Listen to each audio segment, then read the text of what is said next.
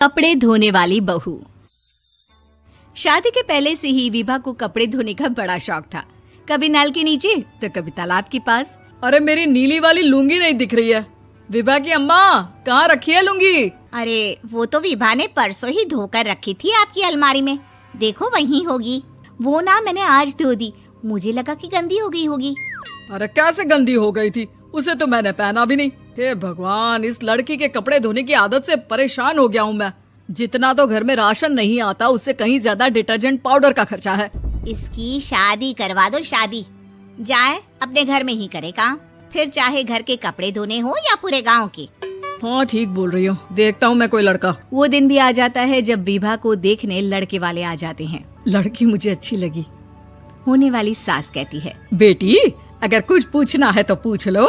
वैसे तो हमारी लड़की बहुत ही शर्मीली है, जो बोल दो वो मान लेती है, इसे क्या पूछना होगा। अरे कैसी बात कर रही हो माँ, मुझे इन लोगों के घर रहना है, सवाल तो कई है। हाँ हाँ बेटा, पूछ लो ना, क्या पूछना है। आप लोगों के घर कपड़े कौन धोता है?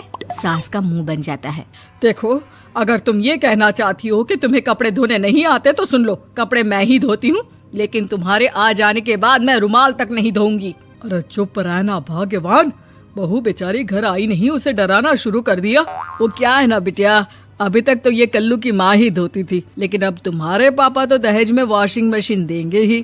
तभी विभा की माँ बोल पड़ती है, सवाल भी पूछा तो क्या। वैसे भाई साहब, मशीन की तो फिर भी कपड़े धोने की कैपेसिटी होती है। मतलब जो बिटिया दे रहे हैं ना विभा, इसे कपड़े धोने का बहुत शौक है। ये आप लोगों के क्या, आस पड़ोस गांव मोहल्ले सबके कपड़े धो दे और उफ तक ना करे।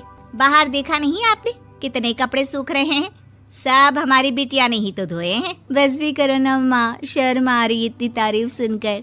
और तो और एक दाग निकाल कर दिखाओ तो मान जाऊँ। हाँ अच्छा, माफ करना बेटा, मैंने गलत समझा।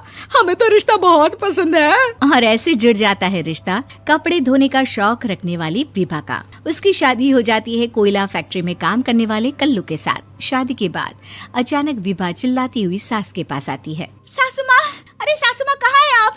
ये तो धोखा है, धोखा दिया आप लोगों ने मुझे। इसे ससुर के चक्कर के बारे में पता चल गया। अरे तो उसमें तुझे क्यों धोखा मिला है? अरे नल में पानी नहीं आता, कपड़े कैसे कब धुलेंगे? अच्छा, तू पानी नहीं आ रहा उसकी बात कर रही है। तो आपने क्या सोचा? कुछ नहीं। अच्छा, तेरी माँ ने कहा था कि कपड़े धोने का शौक है तुझे, याद आया मुझे। शौक बोलकर कपड़े धोने वाले मेरे जुनून को कम ना आके सासू माँ, कपड़ा धोना मेरा गुरूर है। तभी पति भी वहाँ आ जाता है। अभी मैंने इसे सनी देओल की फिल्म दिखाई है, उसी के डायलॉग मार रही है माँ। अच्छा सुन, साफ साफ बता रही हूँ, पानी सुबह 4 से 6 और शाम को 10 से 12 आता है, समझी? विभा टाइमिंग सुनकर हैरान हो जाती है। ये क्या भूतों का मोहल्ला है?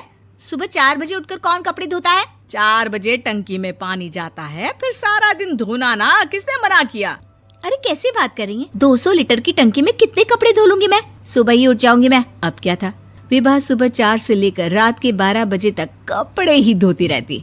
एक रोज सास पड़ोस से निकलकर कहीं जा रही होती है कि साथ वाली कहती है, हाँ कल्लू की माँ, जरा ये बताओ कि 2 साड़ी है, 2 ब्लाउज और एक पेटीकोट और एक नाड़े वाला लंबा कच्छा। हाँ तो? अरे तो क्या, कितना लोगी धुलाई ये बताओ। धोबन दिख रहे हैं हम क्या? हमारे पति सरकारी नौकरी से अभी रिटायर हुए हैं और बेटा सुपरवाइजर है कोयला फैक्ट्री में। धोबन समझ रखा है हमें?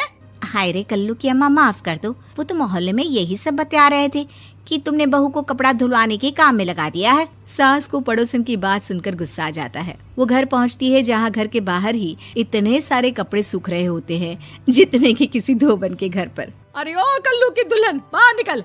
माँ जी यहीं आ जाओ, बाथरूम में चादर धो रहे हैं हम। अरे अभी हम धोते हैं, तुमको बाहर निकलो। ये आस पड़ोस वाले बोल रहे हैं कि हम बहू से कपड़े धुलवा कर उसे कपड़ा धोने वाली बना दिए हैं। अरे छोड़ो ना माँ जी, किन लोगों की बातों में आती हो? आस पास के लोगों का तो काम ही होता है कि वो किसी तरह सास बहू को लड़ा दे। बहू सारे घर के कपड़े धोती है, ये क्या कम है? बोलिए। सास को भी लग जाता है कि वो बहू का ये सनकीपन नहीं छुड़वा सकती, इससे अच्छा है कि खुद ही चुप हो जाए। एक रोज सास और बहू मंदिर जाते हैं, जहाँ सास की साड़ी वहाँ खड़ी भीख मांगने वाली से मिलती है। माँ जी क्या बात है, आपकी साड़ी उस भिखारन से कितनी मिल रही है ना? हाँ हाँ देखो तो, दोनों की साड़ी मिल रही है। क्या बात है कल्लू की अम्मा, तुम खुद को तो अफसर की बीवी बताती हो और ऐसी सिंपल सी प्लेन साड़ी पहनकर घूमती हो। सिंपल और प्लेन नहीं है ये साड़ी। तो क्या सोने के धागे से फूल बने हैं? कुछ भी सासू माँ, कुछ भी। हाँ बने थे इस साड़ी में सोने के धागे से फूल।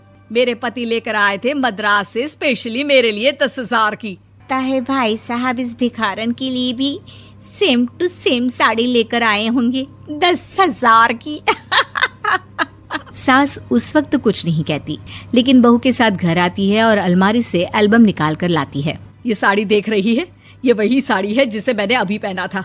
इस साड़ी में ये जो चमकदार फूल दिख रहे हैं ना, ये सोने के धागों से काढ़े गए हैं। लेकिन तू लोकल वॉशिंग मशीन ब्रश से घिस घिस कर सारे फूलों को निकाल कर साड़ी प्लेन कर दी। मुझे माफ कर दीजिए सासू माँ। और तो और, जब मैंने तुझे तेरी गलती के लिए कुछ नहीं कहा, लेकिन तूने तो सबके सामने मेरा मजाक ही बना दिया। क्यों? बहू को समझ में आ जाता है कि अब से उसका कपड़े धोना बंद।